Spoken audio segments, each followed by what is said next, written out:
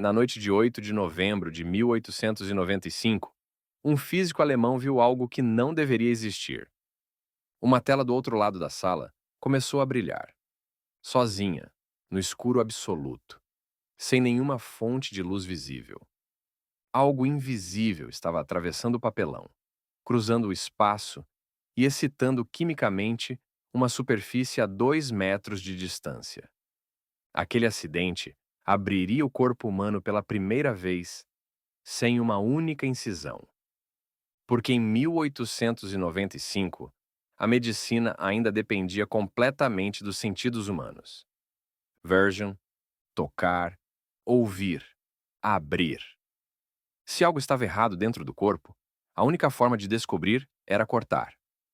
Não havia alternativa.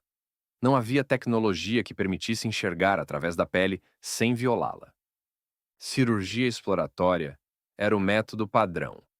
Dor extrema, sangue abundante, risco altíssimo de infecção.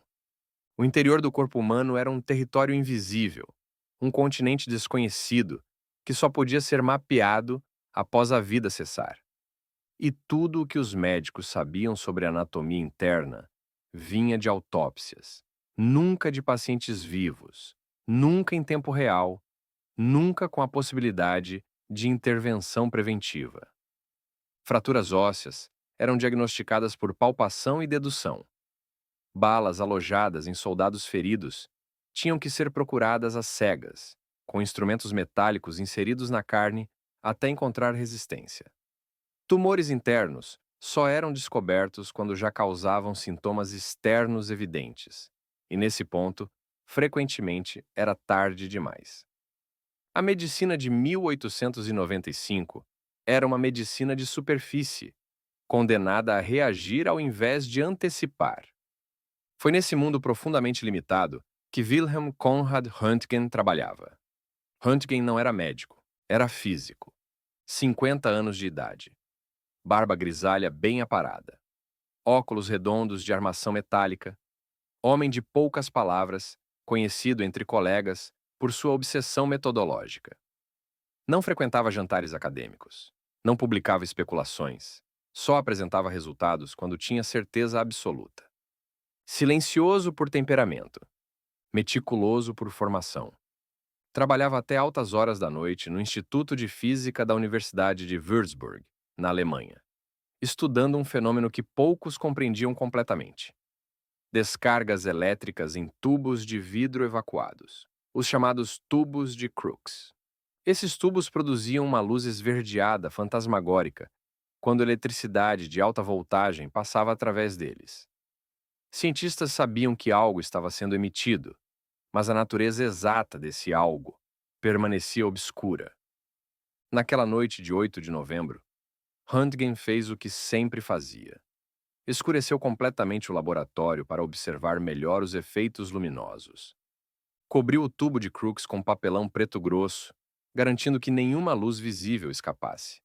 Queria isolar completamente o fenômeno, controlar todas as variáveis, ver apenas o que era essencial. Acionou a corrente elétrica. Era apenas mais um experimento em uma longa série de experimentos. Mas algo aconteceu que não deveria. Do outro lado da sala, a aproximadamente 2 metros de distância, uma tela recoberta com platinocianeto de bário, um composto químico que brilha quando exposto a certos tipos de radiação, começou a emitir uma luminescência pálida. Röntgen congelou. Olhou ao redor procurando alguma fonte de luz que tivesse passado despercebida. Não havia nenhuma. O laboratório estava completamente escuro. O tubo estava completamente coberto. Não havia faísca visível. Não havia reflexo. Nada. Absolutamente nada que ele conhecesse. Deveria estar provocando aquela reação. Mesmo assim, a tela reagia. Ele desligou o tubo imediatamente. O brilho cessou no mesmo instante. Ligou novamente com mão trêmula. O brilho voltou, exatamente como antes.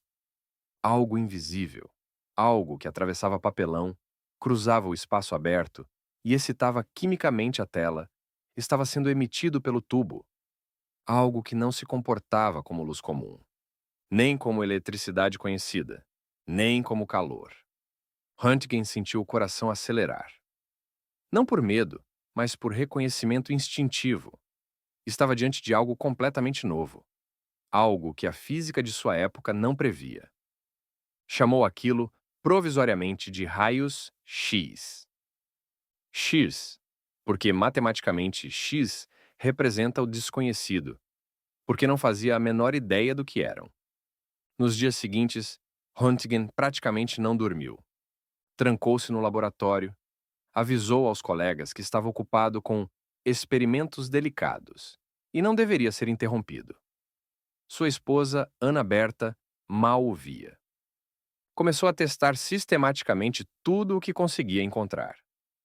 Colocou livros grossos entre o tubo e a tela fluorescente. Os raios atravessavam. Madeira de diferentes espessuras. Atravessavam também, embora com alguma atenuação. Metal fino, alumínio, cobre. Bloqueavam parcialmente, criando sombras na tela. Chumbo espesso. Bloqueio quase total. Cada material tinha um grau diferente de transparência aos raios X. E esse padrão não correspondia à transparência visual. Papel era opaco aos olhos, mas transparente aos raios. Metal fino era opaco aos olhos e parcialmente opaco aos raios. Röntgen percebeu que estava lidando com algo que permitia ver através de objetos sólidos, de uma forma completamente inédita. Então, por impulso, ou talvez por lógica científica inevitável, colocou a própria mão entre o tubo emissor e uma chapa fotográfica sensível. Manteve a posição por vários minutos. A exposição precisava ser longa. Os raios, embora penetrantes, eram fracos. Revelou a chapa no quarto escuro adjacente. Quando a imagem emergiu no banho químico, Röntgen sentiu um desconforto profundo, difícil de nomear. Não era medo exatamente, era algo mais primitivo, uma sensação de fronteira cruzada, de limite violado. Ali estavam seus ossos, claramente definidos contra um fundo fantasmagórico. Os 2 anéis de metal que usava nos dedos apareciam como sombras densas, perfeitamente delineadas. A carne ao redor, praticamente inexistente. Apenas uma névoa tênue, quase imperceptível. Era a primeira vez na história humana que alguém via o interior do próprio corpo vivo sem uma incisão, sem sangue, sem dor. Mas Röntgen não anunciou nada imediatamente. Ele conhecia muito bem o peso acadêmico do que tinha diante de si e sabia que, se estivesse errado, se aquilo fosse um artefato técnico, uma ilusão experimental, seria ridicularizado publicamente pelo resto da carreira. Decidiu repetir tudo meticulosamente. Refez os experimentos com diferentes materiais. Testou distâncias variáveis. Tentou blindar os raios com diferentes substâncias. Tudo confirmava. Os raios X eram reais, reproduzíveis e penetrantes. O experimento mais famoso e mais perturbador veio semanas depois. Röntgen pediu à esposa, Ana Berta, que colocasse a mão sobre uma chapa fotográfica virgem, enquanto ele acionava o tubo. Ela concordou, embora sem entender completamente o que estava acontecendo. A exposição durou 15 minutos. Quando a imagem foi revelada e mostrada a ela, Ana Berta ficou em silêncio prolongado. Olhou fixamente para os ossos de sua própria mão, ossos que nunca deveria ter visto enquanto viva.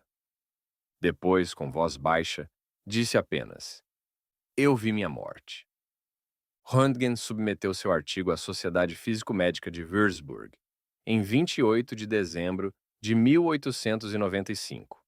Incluiu várias radiografias, incluindo a famosa imagem da mão de Ana Berta. A fotografia correu a Europa em dias. Jornais científicos a republicaram. Médicos ficaram perplexos, divididos entre fascínio científico e desconforto instintivo. Cirurgiões ficaram simultaneamente entusiasmados e ameaçados. Alguns afirmavam que aquilo era antinatural, uma violação da privacidade corporal que Deus não pretendia permitir. Outros diziam que era perigoso demais para ser usado rotineiramente em pessoas vivas. Afinal, ninguém sabia o que aqueles raios faziam biologicamente. Ninguém realmente sabia. Os raios-x atravessavam carne sem resistência perceptível. Mas o que faziam com ela no processo? Nos primeiros anos após a descoberta, médicos e técnicos começaram a usar a tecnologia sem qualquer protocolo de proteção. Exposições extremamente longas, às vezes 30 minutos ou mais. Sessões repetidas no mesmo dia. Mãos e rostos posicionados diretamente diante do tubo emissor para demonstrações públicas. Alguns profissionais começaram a apresentar sintomas estranhos e inexplicáveis.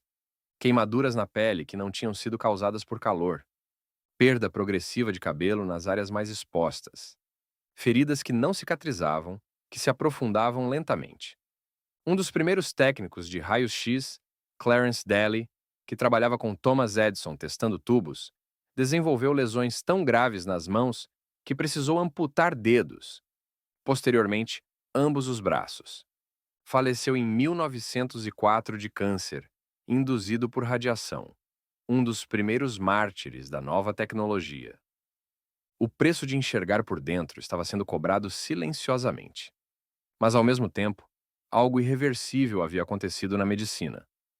Fraturas ósseas passaram a ser vistas e classificadas sem necessidade de cirurgia exploratória. Balas alojadas em soldados feridos puderam ser localizadas com precisão milimétrica antes de qualquer incisão. Tumores ósseos começaram a ser detectados em estágios mais precoces. Corpos humanos deixaram de ser caixas hermeticamente fechadas. Em poucos meses, hospitais do mundo inteiro improvisavam salas de raios-x com equipamento rudimentar. A tecnologia se espalhou mais rápido do que qualquer inovação médica anterior. Röntgen, por decisão própria, recusou terminantemente patentear a descoberta. Quando questionado por empresários e advogados sobre direitos comerciais, respondeu simplesmente: "Isso pertence à humanidade." Em 1901, recebeu o primeiro Prêmio Nobel de Física da história, o prêmio inaugural, estabelecido naquele mesmo ano. Nunca ficou rico com os raios-x. Nunca buscou fama pública. Doou o dinheiro do Prêmio Nobel para pesquisa científica. Faleceu em 1923, em relativa obscuridade, enquanto sua descoberta transformava profundamente a medicina mundial. A partir daquele acidente de laboratório, daquela tela fluorescente brilhando inexplicavelmente no escuro, o corpo humano deixou de ser um mistério absoluto e impenetrável.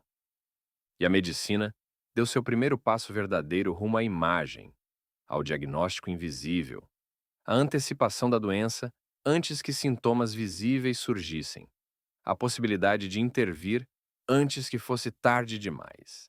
Tudo porque alguém percebeu uma sombra estranha onde não deveria haver nada e decidiu não descartá-la. Decidiu olhar duas vezes. Arquivo anatômico, onde até os erros contam histórias.